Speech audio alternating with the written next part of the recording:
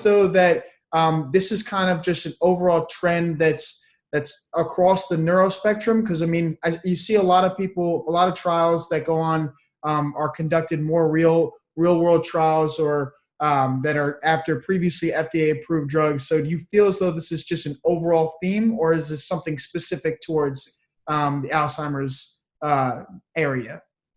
I'm not that familiar, Marco, with the non-Alzheimer areas. I can just say that we can see this happening in phase 1, phase 2, phase 3. It seems like a very general phenomenon to get these compounds in.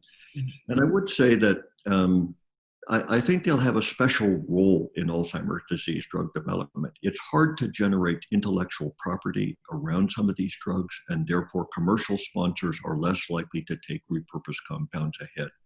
But if we can show that one of these drugs is working, then there's always the ability to improve the drug, to look at related compounds, to look at the biomarkers that showed that the drug was working, or the clinical measures that showed that the drug was working. There's always a lot to be learned, even if that drug itself is never approved as a treatment for Alzheimer's disease. Is there anything else that you'd like to point out, or is there anything else that people may not understand or read, or they may not get from your paper that should be known? I think the one thing I would say is that the families and patients should have hope.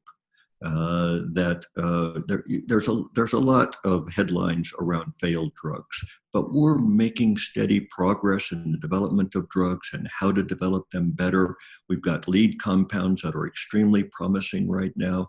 There's no question in my mind that we're going to solve this problem and have meaningful treatments for Alzheimer's disease. I want families to know that that's going to happen.